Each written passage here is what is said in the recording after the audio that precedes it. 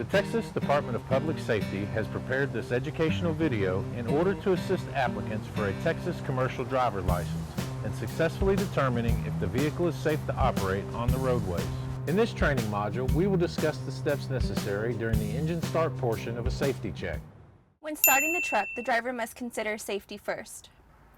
In an emergency situation, a fire extinguisher is used to control small fires. Extinguishers must be securely mounted and fully charged. City and air horns must function properly to warn other traffic of your presence.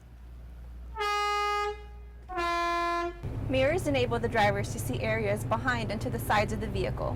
Mirrors must be securely mounted and adjusted before operating the vehicle. Vehicles must have an emergency triangle kit consisting of 3 reflective triangles. The purpose of the triangles are to direct the traffic away from the truck on the side of the road. A driver conducting a safe start must first place the vehicle in neutral. With the left foot engaged, the clutch all the way to the floor. While the clutch is engaged, start the engine. Once the vehicle has reached idling speed, release the clutch. Applicants must be aware of any lights that are illuminated after the startup of the vehicle. You must ensure that the ABS light indicator illuminates and then promptly turns off.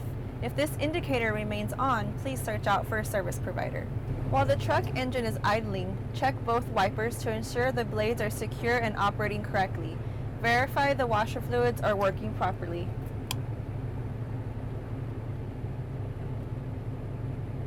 The windshield must be clear from obstructions and free from dirt, debris, or cracks that could cause the driver to lose visibility of other motorists, traffic, or changes in the road.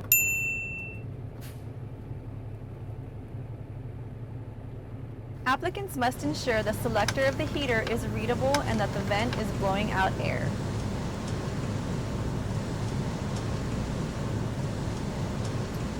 When leaving the truck, always remember to engage the parking and trailer brakes. This safety feature will keep the vehicle from rolling.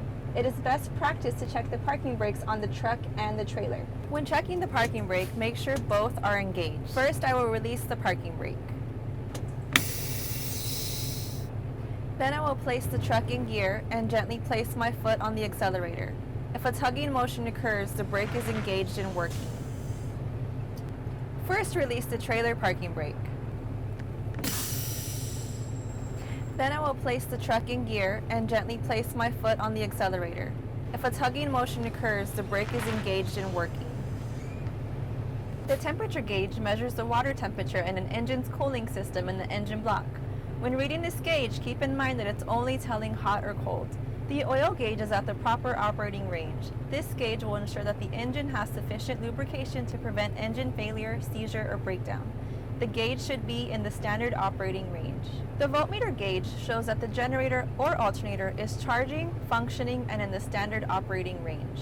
The air gauge informs the driver the amount of pressure in the braking system. It should be between 120 to 140 at the govern cutout. Fuses and breakers protect the electrical system. It is good to have a few extra for safety. The dashboard indicator lights for signals, flashers, and headlight beams indicate which functions are active or warns of problems of vehicle components. I'm going to turn on my left indicator light to see if it is functioning. I'm going to turn on my right indicator to see if it is functioning.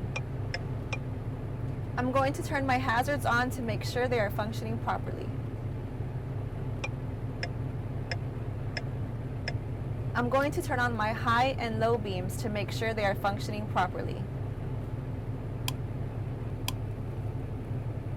To properly check if there's a leak in your air system, you will first start by turning the engine on.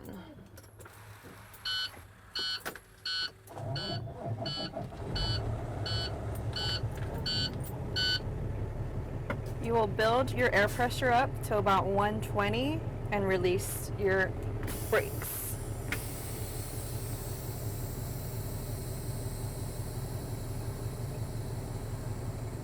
Once the air brake check is complete, you must conduct an air leak rate test. Once the air stabilizes, I will apply the service brake. While watching the air pressure gauge, wait till the pressure stabilizes again. When it has stabilization, make sure it does not lose more than 4 pounds of pressure in 1 minute. While in the driver's seat, it is important that the low air warning indicator is properly working. Once your pressure is built up to 120 pounds of pressure, you turn your engine off, turn your key to the on position, and let your gauges stabilize. Then you're gonna apply pressure and hold for 1 minute. You shouldn't lose more than 4 psi.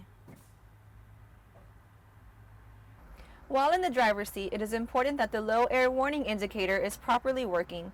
To perform this action, one must check to see if the ignition is still in the on position. Then you are going to fan your brakes by pumping the brakes.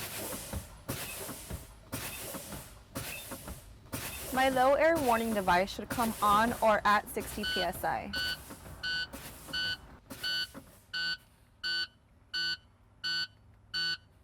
I will continue to do this to check my emergency brakes. The trailer and parking brakes will pop out between 20 to 40 psi. I will now perform a hydraulic brake check to ensure the right amount of pressure is applied in the case of an emergency. I'm going to pump my brake pedal 3 times and hold it for 5 seconds and observe that my pedal doesn't fade.